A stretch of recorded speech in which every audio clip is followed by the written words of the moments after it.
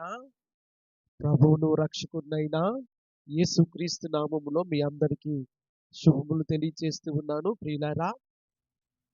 ఈ మధ్యాహ్న కాల సమయంలో మరొకసారి దేవుని సన్నిధిలో చేరి దేవుని స్తుతించి ఆరాధించుటకు ప్రభువు మనకిచ్చిన ఈ మంచి అవకాశాన్ని బట్టి ప్రభువుని స్తుతిస్తూ ఉన్నాను. దేవుని నామానికి మహిమ కలుగును గాక. ప్రియులారా, ఈ 2026 సంవత్సరంలోనికి మనం ప్రవేశించుంటుండగా దేవుడు మనలను నూతన ఆశీర్వాదముతో నింపి, నూతన కృపతో నింపి, ఈ సంవత్సరం అంతటిలో దేవుడు మనకు తోడయుండి నడిపించునుగాక. ప్రియులారా, గడిచిన నెలలో అనేక సార్లు దేవుని వాక్యాన్ని మనం ధ్యానం చేశాము.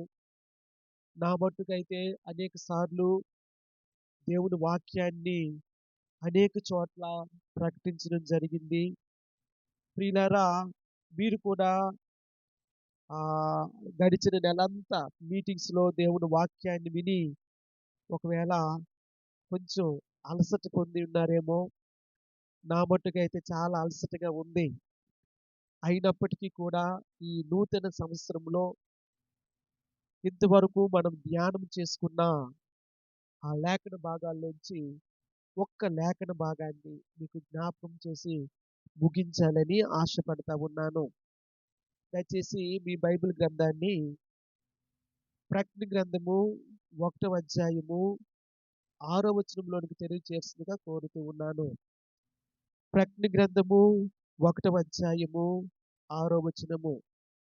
మనలను ప్రేమించుచు తన రక్తము వలన మన పాపముల నుండి మనలను విడిపించిన వానికి మహిమయు ప్రభావమును యుగ యుగములు కలుగునుగాక.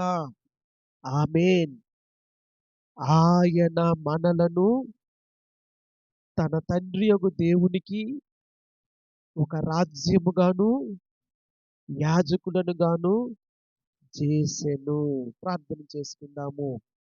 పరిశుద్ధుడు అయిన తండ్రి, ప్రేమ కలిగిన ఆయన, వందనాలు చెల్లిస్తూ ఉన్నాను. మహాగణుడా, మహోన్నతుడా, సర్వశక్తిమంతుడా, నిండు మనసుతో కృతజ్ఞతలు చెల్లిస్తూ స్తుతిస్తూ ఉన్నాను.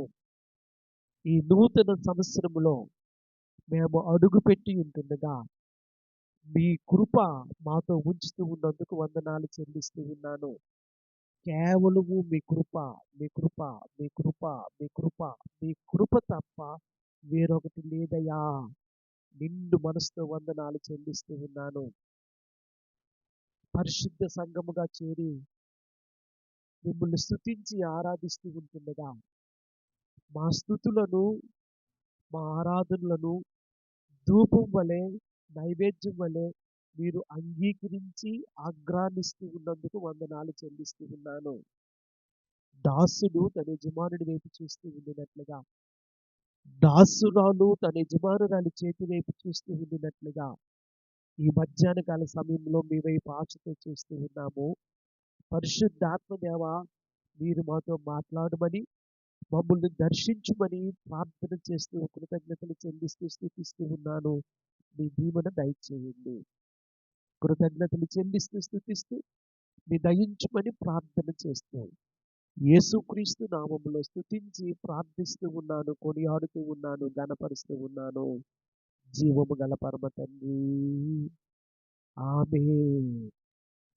ప్రియులారా, ఈ వాక్యము మనం ఇంతకుముందు చదువుకున్నాము.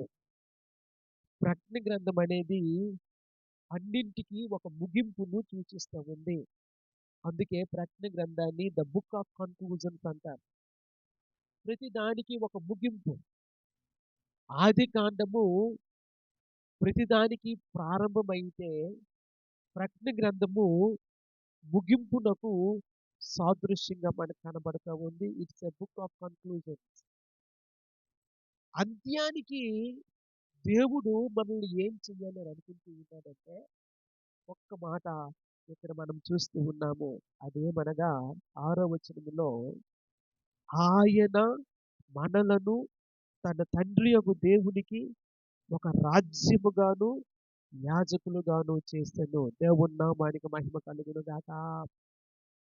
ప్రియులారా, నిన్నటి దినాన ఒక సంగతిని నేను మీకు జ్ఞాపకం చేస్తూ ఉన్నాను. మన చుట్టూ ఎటువంటి పరిస్థితులున్నా, ఎటువంటి అంధకారము అలముకుంటూ ఉన్నా, ఎటువంటి పరిస్థితులు మనల్ని భయపెడుతూ ఉన్నా, శ్రమలు, నిందలు, కరువులు మన కొరకు ఎదురు చూస్తూ ఉన్న ఒక ప్రాముఖ్యమైన సంగతి ఏంటంటే, మనము చాలా మిక్కిలి ధన్యత కలిగినటువంటి సమయంలో జీవిస్తూ ఉన్నాము. దేవుని నామానికి మహిమ కలుగును గాక. మీలో ఎంతమంది ఆ సంగతిని గ్రహించుకుంటూ ఉన్నారో నాకైతే తెలీదు కానీ ప్రియులారా, పరిస్థితులు ఏ విధముగా ఉన్నా, మన చుట్టూ ఎటువంటి అంధకారం అలుముకుంటూ ఉన్నా, అది శారీరక, మానసిక, ఆత్మీయ బలహీనతే కావచ్చు, శోధనే కావచ్చు, శ్రమలే కావచ్చు, ఇబ్బందులే కావచ్చు.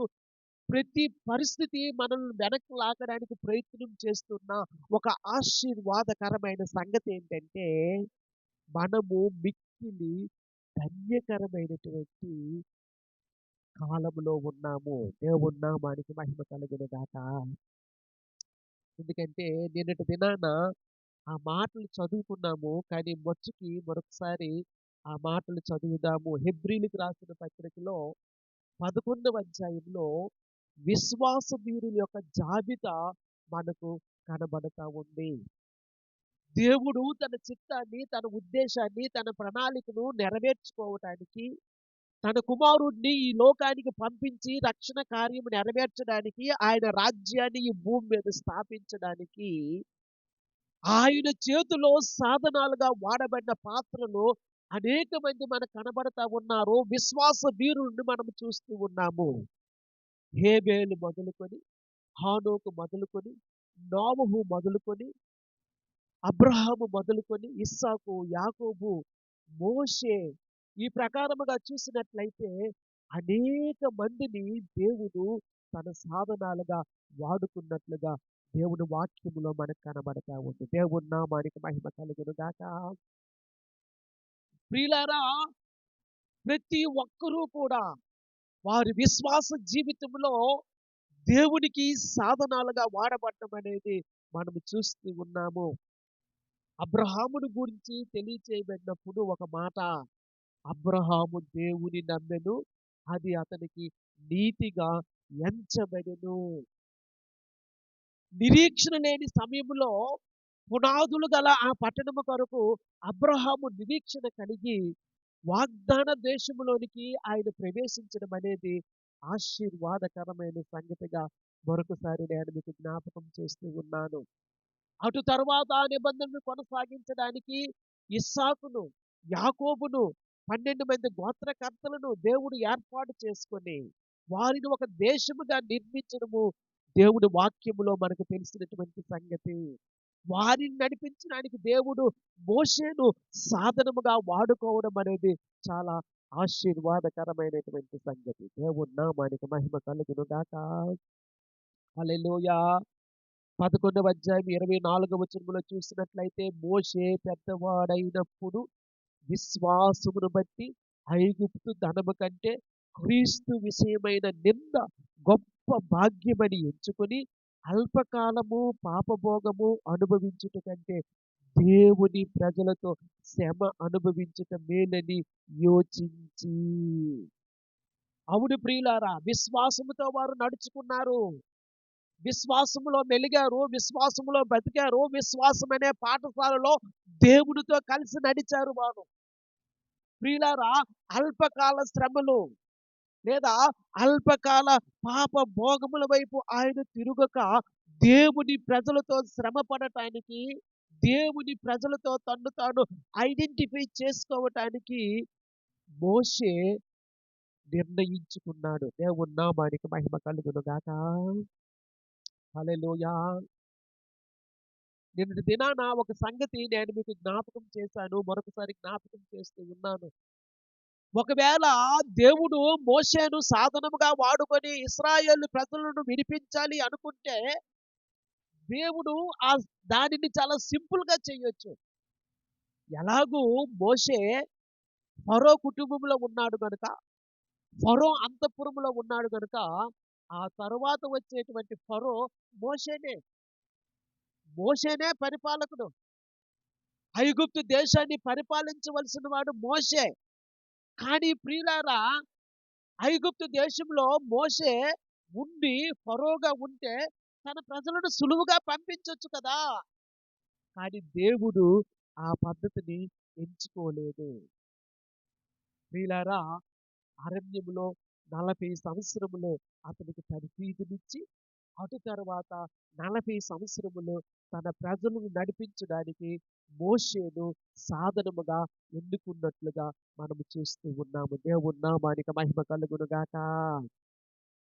మోషేను గూర్చినటువంటి మాట, మోషే పెద్దవాడైనప్పుడు విశ్వాసమును బట్టి ఐగుప్తు ధనము కంటే క్రీస్తు విషయమైన నింద గొప్ప భాగ్యమని ఎంచుకొని, ఐగుప్తు ధనము కంటే, ఐగుప్తు ఐశ్వర్యము కంటే, ఐగుప్తులో ఉన్నటువంటి ఆ సుఖము కంటే క్రీస్తు కొరకు నింద అనుభవించుట మేలనుకున్నాడు. తన ప్రజల కొరకు, తన ప్రజలతో తిరిగి ఆయన శ్రమ పడటానికి ఇష్టపడ్డాడు. దేవుని నామానికి మహిమ కలుగును గాక. హల్లెలూయా. ఎందుకంటే శ్రమల వలన విధేయత అని దేవుని వాక్యము మనకు బోధిస్తూ ఉంది. మన ప్రభువు, మన రక్షకుడు, మన ప్రధాన యాజకుడు యేసుక్రీస్తు ప్రభువారు శ్రమల వలన విధేయత నేర్చుకున్నట్లుగా దేవుని వాక్యంలో మనము చూస్తూ ఉన్నాము. దేవుని నామానికి మహిమ కలుగును గాక. హల్లెలూయా. మోషే తరువాత ఒక దావీదు కావచ్చు, ఒక సొలొమోను కావచ్చు, లేదా ఆ న్యాయాధిపతుల్లో అనేక మంది ఇశ్రాయేలును ప్రజలను విడిపించిన వారు కావచ్చు. వారందరూ దేవుని చేతిలో సాధనాలుగా వాడబడినట్లుగా దేవుని వాక్యములో మనం చూస్తూ ఉన్నాము. వారందరూ శ్రమ పడ్డారు. వారందరూ హింసించబడ్డారు. కానీ దేవుని చిత్తము వారి జీవితాల్లో నెరవేర్చబడ్డం అనేది మనం చూస్తూ ఉన్నాము. 36వ వచనంలో చూసినట్లయితే మరికొందరు తిరస్కారములను, కొరడా దెబ్బలను, మరి బంధకములను, ఖైదులను అనుభవించిరి, రాళ్లతో కొట్టబడిరి, రంపములతో కోయబడి, శోధించబడి, ఖడ్గముతో చంపబడిరి, గొర్రె చర్మములను, మేక చర్మములను వేసుకుని దరిద్రులయుండి శ్రమపడి హింస పొందుతూ అడవులలోను, కొండల మీదను, గుహలలోను, సొరంగముల్లోను తిరుగులాడుచు సంచరించిరి. అట్టి వారికి ఈ లోకము యోగ్యమైనది కాదు. ప్రియులారా, దేవుని వాక్యములో మనం చూస్తూ ఉన్నాము. వారు ఎంతో శ్రమ పొందారు, బాధ నొందారు. కానీ విశ్వాసముతో జీవించినట్లుగా దేవుని వాక్యములో మనం చూస్తూ ఉన్నాం. సరే, ఇంకా విశేషమైన సంగతి ఏంటంటే, వారు దేవుని చేతిలో బలమైన సాధనాలుగా వాడబడినప్పటికీ, విశ్వాస వీరులుగా గుర్తించబడినప్పటికీ, వారందరినీ దేవుడు ఒక చోట నిలకడగా చేశాడంట. దేవుని నామానికి మహిమ కలుగును గాక. హల్లెలూయా. 39వ వచనం ఒకసారి చదవండి. వీరందరూ తమ విశ్వాసము ద్వారా సాక్ష్యము పొందిన వారైనను మనము లేకుండా సంపూర్ణులు కాకుండా నిమిత్తము దేవుడు మన కొరకు మరి శ్రేష్టమైన దానిని ముందుగా సిద్ధపరచెను. ఆమేన్. హల్లెలూయా. వారు విశ్వాసములో ఉండినప్పటికీ, విశ్వాస వీరులుగా దేవుని కొరకు గొప్ప కార్యాలు చేసినప్పటికీ, రాజ్యాలను స్థాపించినప్పటికీ, ప్రియులారా, దేవుని వాక్యంలో మనం చూస్తూ ఉన్నాము. మనము లేకుండా వారు పరిపూర్ణులు కాలేరంట. దేవుని నామానికి మహిమ కలుగును గాక. అనొచ్చు మోషే, దేవా, నీ ప్రజలను నడిపించడానికి నేనెంత శ్రమ పడ్డానో, నీ ప్రజలను నడిపించడానికి నేనెంతో ఆవేదన పడ్డాను. ఎన్నిసార్లు వారు సరుగుకున్నారు, ఎన్నిసార్లు నా మీద తిరుగుబడ్డారు.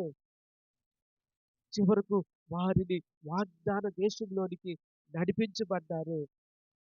అదంటే ప్రభు వారితో అంటూ ఉన్నాడు, మోషే గారితో అంటూ ఉన్నాడు, అయ్యా, అవును, నీవు నా ఇల్లంతట్లో నమ్మకస్తుడివే.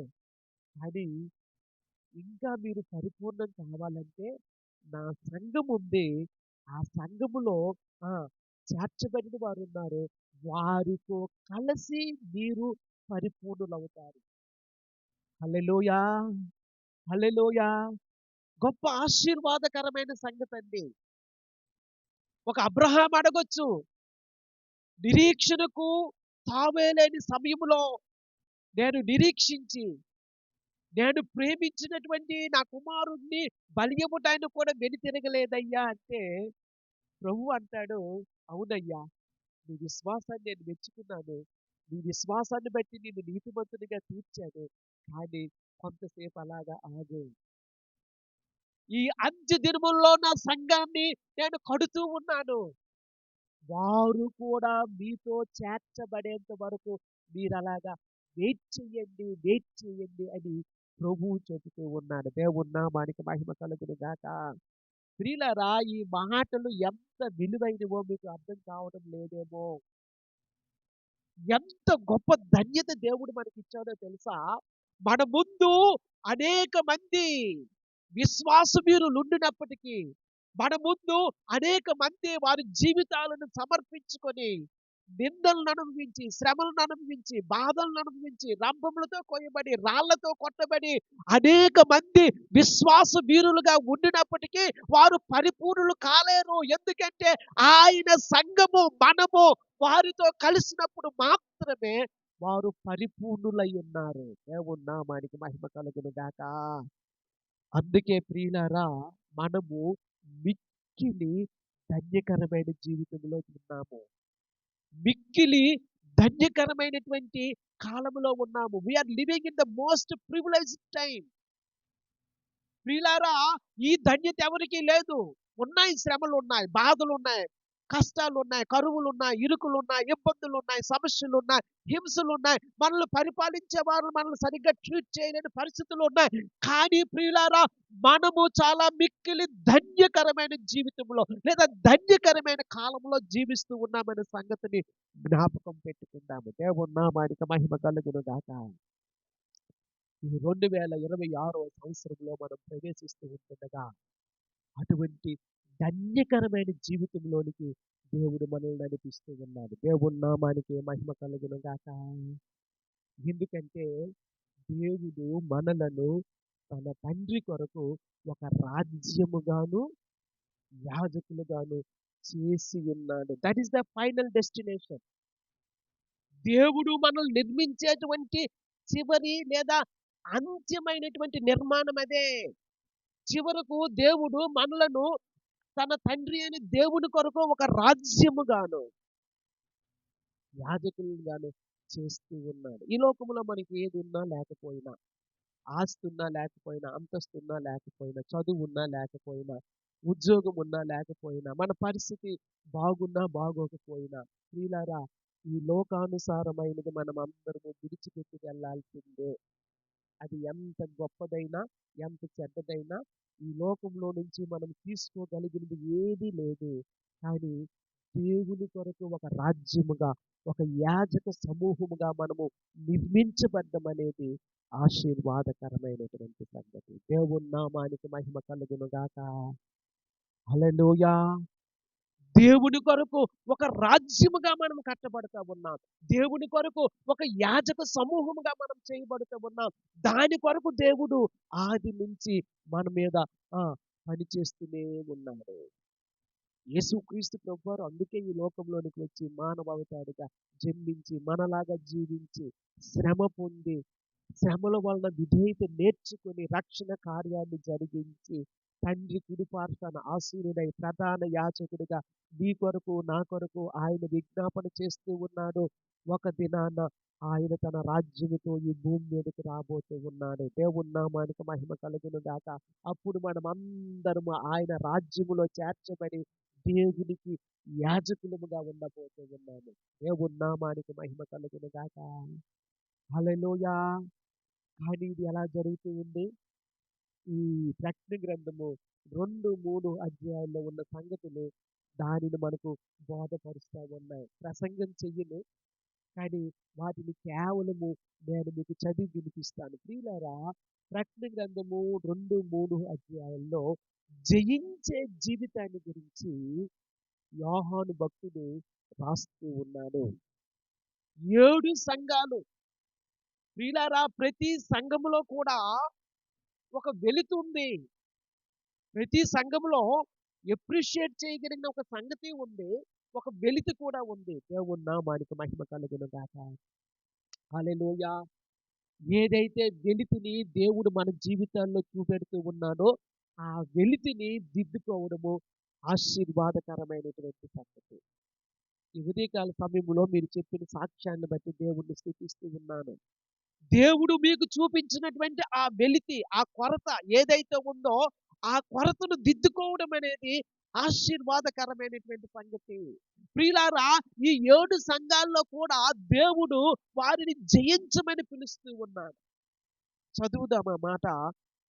యోహాను రాసినటువంటి ప్రకటన గ్రంథము 2వ అధ్యాయము 7వ వచనము. చెవిగలవాడు ఆత్మ సంగములతో చెప్పుచున్న మాట వినుగాక. జయించు వానికి దేవుని పరదైసులో ఉన్న జీవ వృక్ష ఫలములు భుజింపనిత్తును. దేవుని నామానికి మహిమ కలుగును గాక. హల్లెలూయా! హల్లెలూయా! ఎఫెసులో ఉన్న సంఘముతో దేవుడు చెప్పుతున్న మాట, చెవిగలవాడు వినుగాక. చెవిగలవాడు ఆత్మ సంగములతో చెప్పుచున్న మాట వినుగాక. జయించువానికి దేవుని పరదైసులో ఉన్న జీవవృక్ష ఫలములను భుజింపనిత్తును. జయించేవారు. స్మరణలో ఉన్న సంఘముతో దేవుడు చెప్తున్న మాట, జయించువాడు 2వ మరణము వలన ఏ హానియు చెందడు. 2వ మరణము అతనిని హాని చెయ్యదు. పెర్గములో ఉన్న సంఘముతో దేవుడు చెప్తున్న మాట 17వ వచనములో, జయించు వానికి మరుగై ఉన్న మన్నాను భుజింపనిత్తును, మరియు అతనికి తెల్ల రాతినిత్తును. ఆ రాతి మీద చెక్కబడిన ఒక కొత్త పేరు ఉండును. పొందిన వానికే గాని అది మరి ఎవరికి తెలియదు. జయించే వానికి దేవుడిస్తున్నటువంటి ఆశీర్వాదము. అలాగే తుయతైరులో ఉన్న సంఘముతో దేవుడు చెప్తున్న మాట 27వ వచనములో, జయించువాడు అంతము వరకు నా క్రియలు జాగ్రత్తగా చేయువానికి జనుల మీద అధికారం ఇచ్చెదను. అతడు ఇనుప దండముతో వారిని ఏలును. వారు కుమ్మరవాని పాత్రల వలె పగులగొట్టబడదురు. దేవుడిచ్చేటువంటి అధికారాన్ని గురించి అక్కడ మనం చదువుతూ ఉన్నాము. సార్దిస్సులో ఉన్న సంఘముతో దేవుడు చెప్తూ ఉన్నాడు. 3వ అధ్యాయం 5వ వచనము, జయించువారు అలాగన తెల్లని వస్త్రములు ధరించుకొనుచు జీవ గ్రంథములో నుండి అతని పేరు ఎంత మాత్రమును తుడుపు పెట్టక నా తండ్రి ఎదుటను ఆయన దూతల ఎదుటను అతని పేరు ఒప్పుకొందును. ఎవరైతే జయిస్తారో వారిని నా తండ్రి ఎదుట ఆయన దూతల ఎదుట నేను ఒప్పుకుంటాను. దేవుని నామానికి మహిమ కలుగును గాక. మనలను గూర్చి ఆయన సిగ్గుపడట్లేదండి. హెబ్రీ పత్రిక ధ్యానం చేస్తున్నప్పుడు ఒక మాట మనం చదువుకున్నాము. ఆయన మనలను సహోదరులని పిలుచుటకు సిగ్గుపడలేదు. ఆయన జ్యేష్ఠుడయ్యాడు. దేవుని నామానికి మహిమ కలుగును గాక. సార్దిస్సులో ఉన్న సంఘంలో జయించే వారికి ఇచ్చినటువంటి గొప్ప ఆశీర్వాదం ఏంటంటే, జయించువాడు అలాగున తెల్లని వస్త్రములు ధరించుకొనును, జీవ గ్రంథములో నుండి అతని పేరు ఎంత మాత్రమును తుడుపు పెట్టక. జయించే వారికి ఉండేటువంటి ఆశీర్వాదము.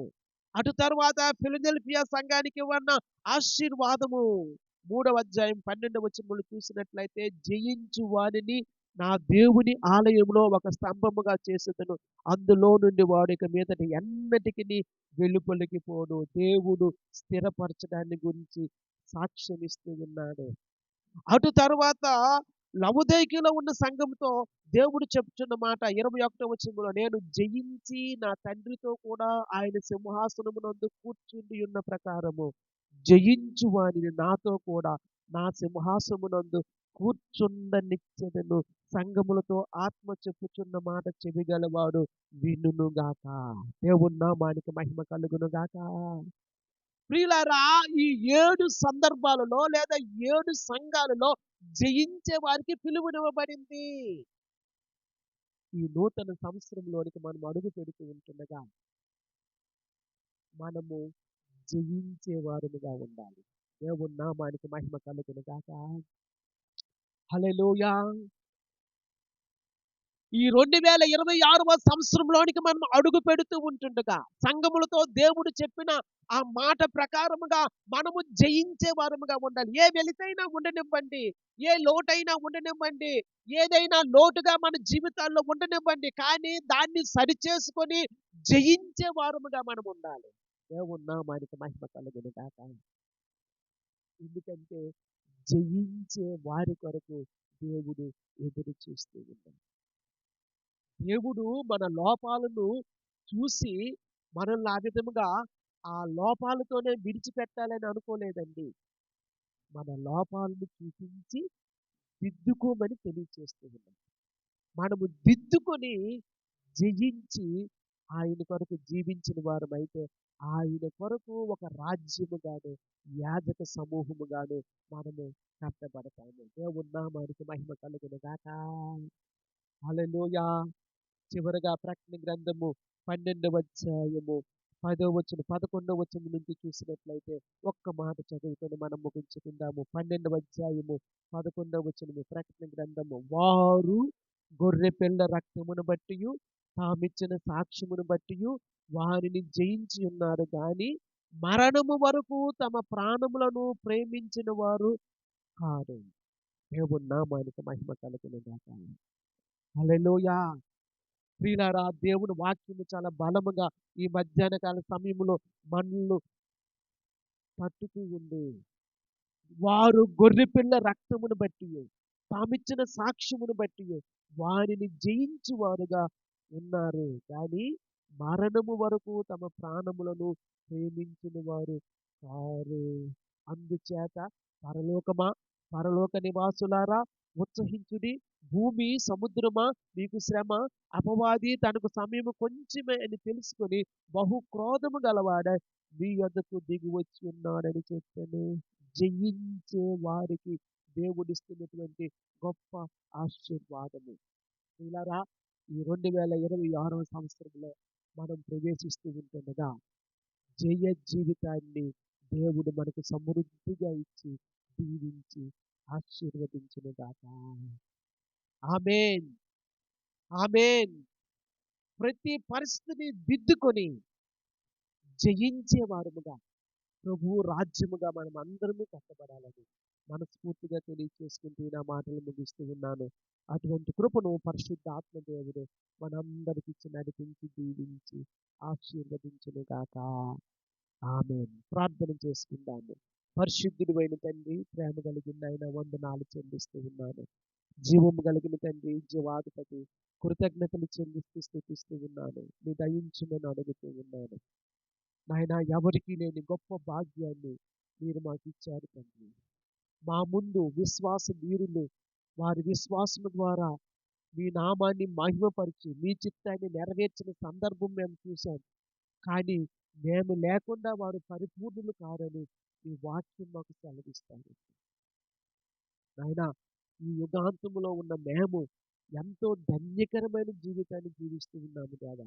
ఆ గొప్ప భాగ్యాన్ని మీరు మాకు ఇచ్చారు కనుక మీకు వందనాలు చెల్లిస్తూ ఉన్నాను. పరిశుద్ధుడైన తండ్రి, ప్రేమ కలిగిన ఆయన, మీకే వందనాలు చెల్లిస్తూ ఉన్నాను. మీ దయించి దీవించి దర్శించమని మహిమ, ఘనత, స్థుతి, ప్రభావములు మీరే పొందుకునమని మరొకసారి ప్రార్థన చేసుకుంటూ కృతజ్ఞతలు చెల్లిస్తూ స్థుతిస్తూ ఉన్నాను. ఈ 2026 సంవత్సరము మేము ప్రారంభించి ఉంటుండగా నాయనా, మీ కృప, మీ కాపుదల, మీ తోడు నాయనా చివరి వరకు ఉంచి నా తండ్రి మీ కృప చూపించమని ప్రతి పరిస్థితిలో జయించే గొప్ప శక్తిని, గొప్ప అధికారాన్ని మీ కృపలో మాకు అనుగ్రహించమని ప్రార్థిస్తూ ఉన్నాను. మీ కృప చూపించండి. తొట్టిల్లకుండా మమ్మల్ని కాపాడుతూ ఉన్నందుకు మీకు వందనాలు చెల్లిస్తూ ఉన్నాను. మీ దీవెన దయచేయండి. మహిమ, ఘనత, స్థుతి, ప్రభావములు మీకే ఆరోపించుకుంటూ కృతజ్ఞతలు చెల్లిస్తూ స్థుతిస్తూ మీ కుమారుణ్ణి హెచ్చిస్తూ అధికారము, ఆధిపత్యము యుగములకు పూర్వమును ఇప్పుడును సర్వయుగములను మీ కుమారునికే ఆపాదిస్తూ యేసుక్రీస్తు నామములో స్తుతించి ప్రార్థిస్తూ ఉన్నాను, కొనియాడుతూ ఉన్నాను, ఘనపరుస్తూ ఉన్నాను. జీవము గల పరమ తండ్రి. ఆమేన్. ఆమేన్.